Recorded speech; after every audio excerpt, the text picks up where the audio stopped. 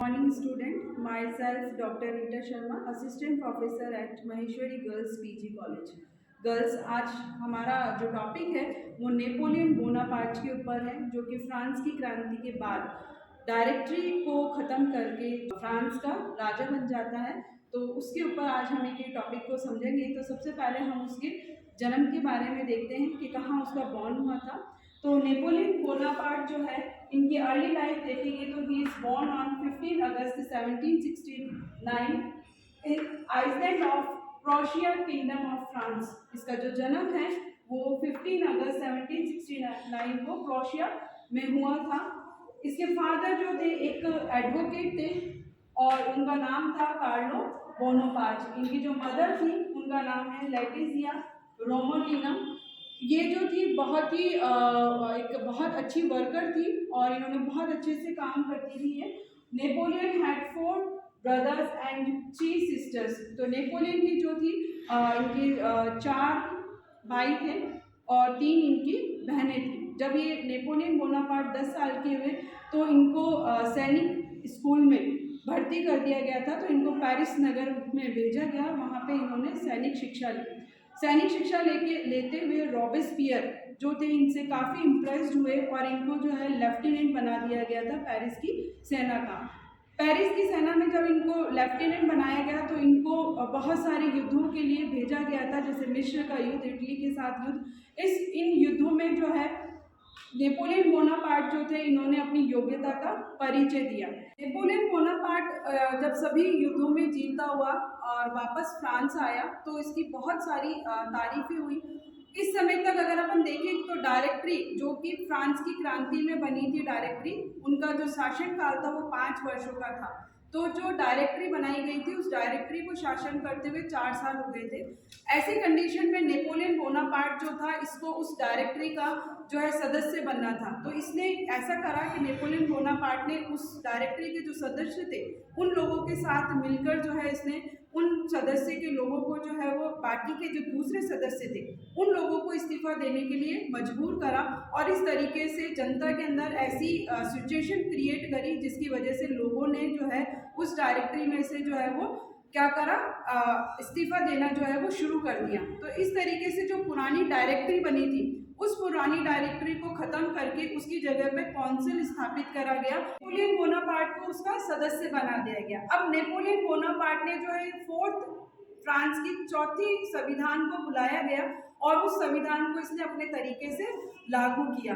तो new constitution जो है वो इसने बनाया गया और इस न्यू कॉन्स्टिट्यूशन के अंदर जो है इसने 4 संस्थाओं की व्यवस्था करी, जिसके अंदर राज्य परिषद बनाए, ट्रिब्यूनेट बनाए, व्यवस्थापिका करी और एक सीनेट नाम की व्यवस्था बनाई।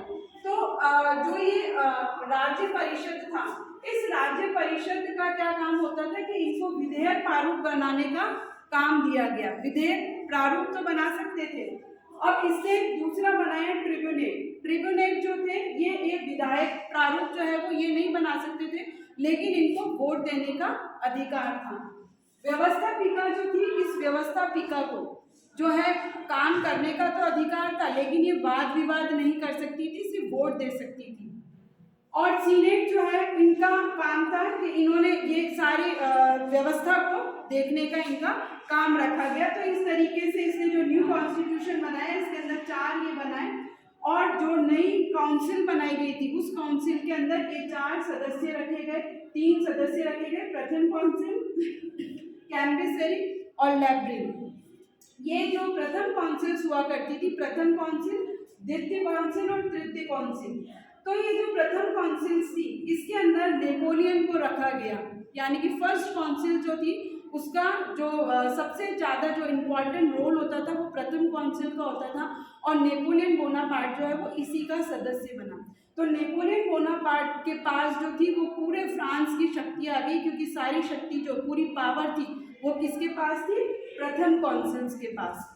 नेपोलियन बोनापार्ट जब उसने अपनी डायरेक्टरी बना दी और उसने अपनी व्यवस्थापिका शुरू करी तो इसने अपने कामों को जो है फ्रांस के अंदर सुधार करने के लिए इसने अपने कामों को हर एक क्षेत्र में उसमें बहुत सारे कामों को सुधार किया।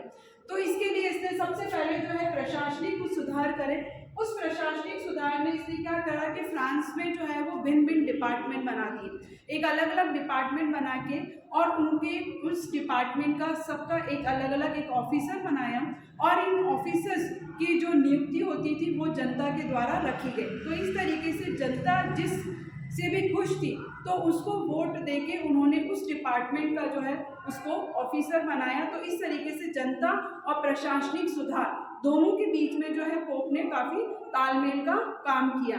इसके बाद दूसरा जो उसने सुधार किया वो आर्थिक सुधार में करा। आर्थिक सुधार के कामों में इसने क्या करा कि आर्थिक सुधार, किसी देश का अगर आर्थिक व्यवस्था को अगर सुधारना है तो, क्योंकि यूरोप के देशों में अगर हम बात करें तो यूरोप के देशों में उस समय इंग्लैंड जो था वो सबसे ज़्यादा इकोनॉमिकल कंडीशन जो थी वो इंग्लैंड की सबसे ज़्यादा अच्छी थी, और वो इसलिए अच्छी थी क्योंकि इंग्लैंड का व्यापार जो था वो बहुत अच्छा था और वो अपने उपनिवेशों से बहुत अच्छे से व्यापार करता था। तो ऐसे में फ्रांस के जब ये नेपोलियन बोनापार्ट जब ये सदस्य बनता है तो इसने ये सोचा कि मेरे व्यापार को भी मुझे जो है उन्नत बनाना चाहिए, और वो तभी हो सकता था जब फ्रांस का व्यापार के लिए वो कुछ काम करता। तो इसने क्या करा कि फ्रांस के अंदर जो है वो इसने एक बैंक स्थापित करी। तो इसने जो है बैंक ऑफ फ्रांस की स्थापना करी ताकि लोग जो है इससे, जो व्यापारी हैं, इससे लोन ले सके और एक स्वतंत्र तरीके से जो है वो व्यापार कर सके। दूसरा इसने क्या करा, व्यापार के अंदर जो है जितने भी डायरेक्ट टैक्स लिए जाते थे उनको बंद करके और इनडायरेक्ट टैक्सों को जो है वो लेना शुरू कर दिया, और कुछ ही समय में जो है फ्रांस की जो इकोनॉमिकल कंडीशन थी वो काफ़ी हद तक अच्छी हो गई। तो ये इसने अपने आर्थिक सुधार करे। दूसरा सुधार करा इसने पोप के साथ समझौता करके। तो पोप के साथ जो समझौता, जब हम आपको बताएंगे कि जो पोप जो था इसको बहिष्कृत कर दिया गया था, जब धर्म युद्ध हुआ था उस समय में लोगों ने पोप, जो ईसाई धर्म था वो दो भागों में विभाजित हो गया था, प्रोटेस्टेंट था और एक जो था दूसरा जो धर्म था। तो जो धर्म था उसको इसने मान लिया, और उस धर्म को मानने के साथ ही पोप के साथ इसने समझौता करके पोप की जितनी भी हिस्सेदारी थी जमीनों में वो पोप को जो है इसने वापस लौटा दी।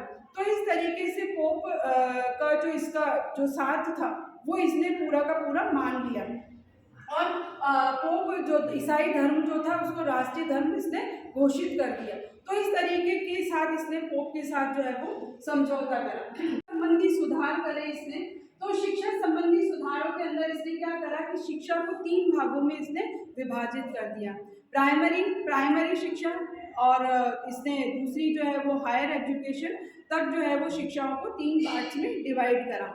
अब इसके लिए इसने क्या करा कि हर जगहों में जितने भी शहर थे फ्रांस के उन सभी जगहों में जो है इसने स्कूल और कॉलेजेस की स्थापना कराई गई, और सभी बच्चों के लिए पढ़ना जो है वो अनिवार्य कर दिया गया, क्योंकि किसी भी देश की जो योग्यता है वो उस वहाँ की जो जनरेशन है उसके ऊपर निर्भर करती है, और वो तभी सक्सेस हो सकते हैं जबकि वो एजुकेटेड हो। तो इस तरीके से इसने शिक्षा संबंधी कुछ सुधार भी करे।